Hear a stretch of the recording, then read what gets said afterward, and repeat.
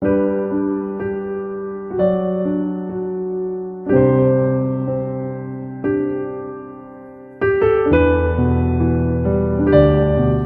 sejahtera untuk kita semua.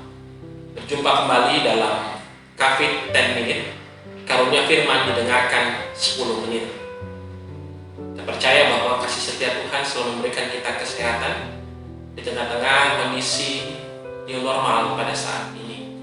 Bapak Ibu yang Tuhan Yesus kasihi, firman Tuhan pada malam hari ini terambil dari Yohanes pasal 4 ayat yang ke-11 sampai 26. Dalam kehidupan setiap hari, setiap kita pasti pernah diminta dan meminta.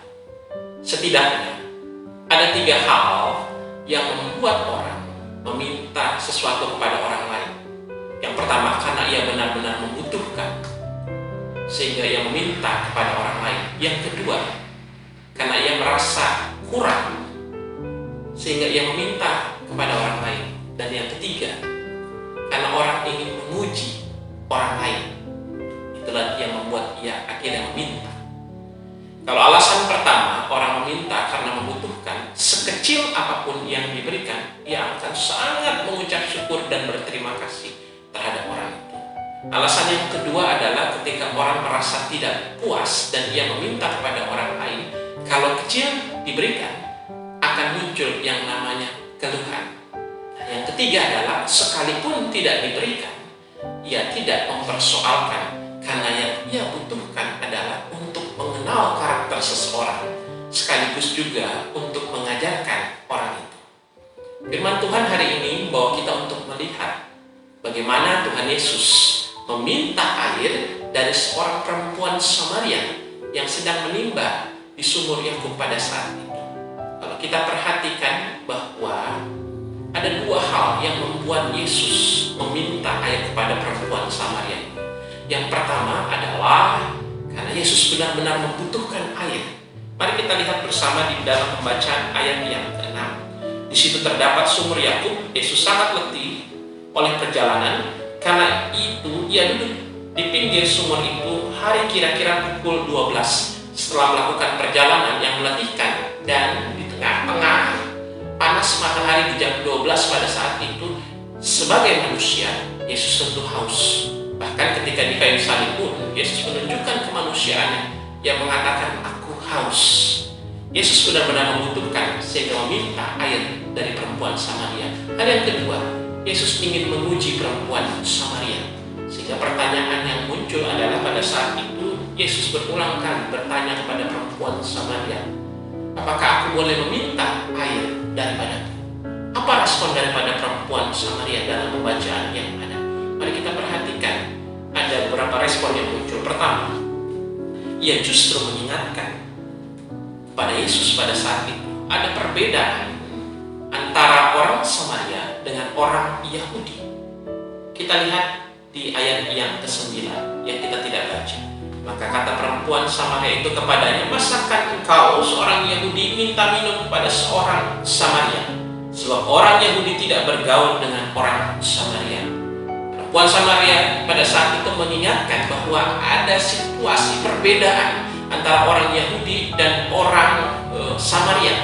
Sekalipun mereka sangat menjunjung Musa maupun juga kitab sejarah yang ada, namun relasi keduanya dipenuhi dengan sikap yang saling mencurigai dan saling memusuhi.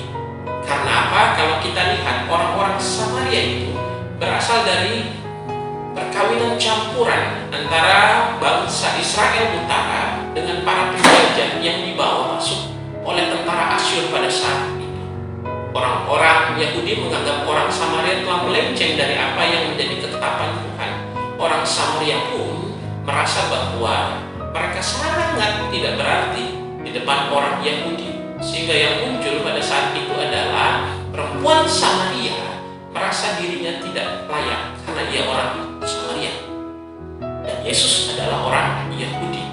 Bukankah dalam kehidupan setiap hari ada banyak kita yang menolak untuk menerima permintaan Tuhan karena kita merasa bahwa ada yang berbeda antara saya dengan dia.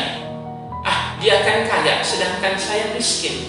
Dia orang sekolahan sedangkan saya tidak sekolah aja nggak tamat.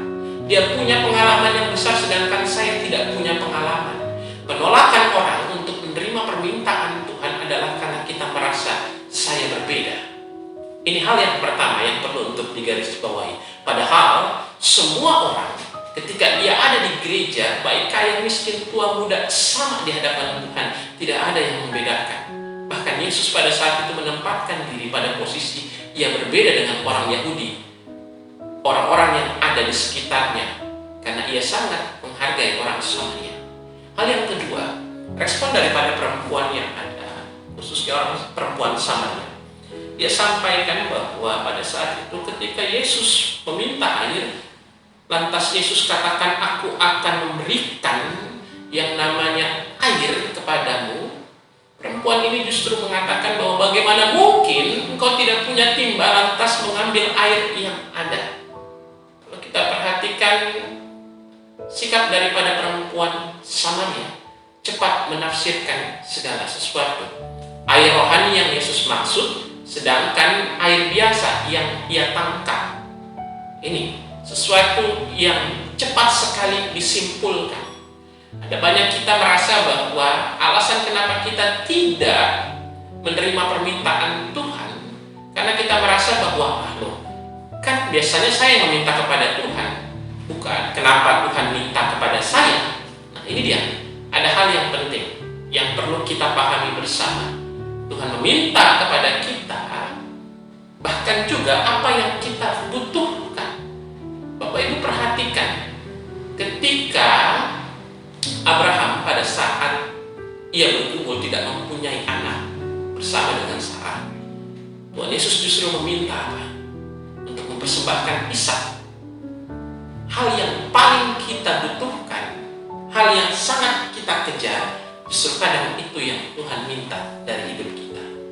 Ketika kita meminta anak, lantas ketika Tuhan berikan, kadang kita juga harus mempersembahkan anak kita untuk bisa melayani di gereja dengan setiap potensi yang ia punya. Ketika kita meminta sebuah kecukupan dari Tuhan, berkat dari yang ada, kadang kita belajar untuk menyisihkan, untuk mendukung pekerjaan Tuhan yang ada. Ketika kita meminta sebuah pekerjaan, kadang kita belajar untuk menyisihkan waktu kita dalam bekerja, sekaligus untuk datang kepada Tuhan. Jangan cepat menafsirkan setiap permintaan yang ada. Ini hal yang kedua.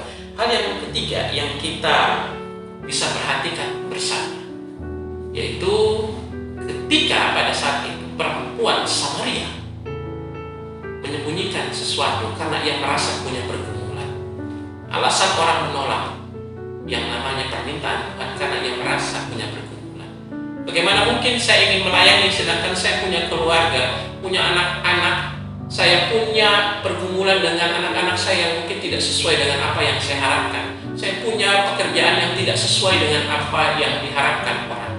Nanti orang bilang apa sama saya? Bapak Ibu perhatikan dalam pembacaan yang ada. Tidak mungkin seorang perempuan pada saat itu mengambil air di jam 12 siang.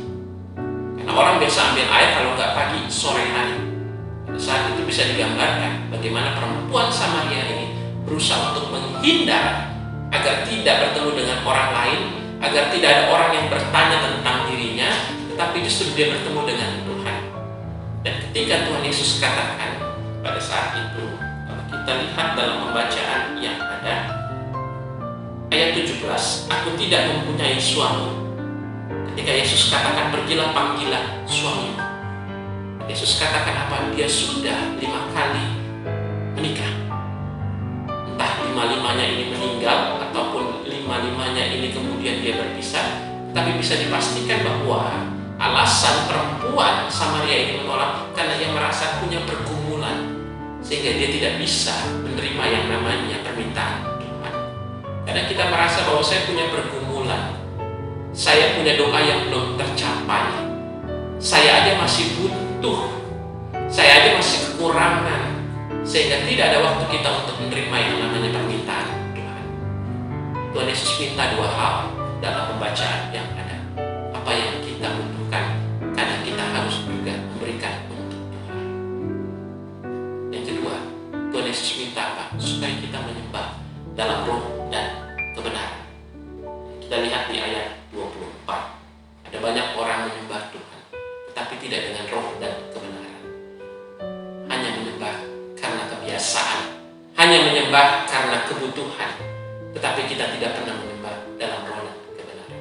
Mari lakukan apa yang Tuhan minta dalam hidup kita, sehingga Tuhan selalu menyertai dan selalu ada mengisi setiap tempayan air kita, bahkan juga kebutuhan rumah tangga kita dengan berkat-berkat yang melimpah. Amin.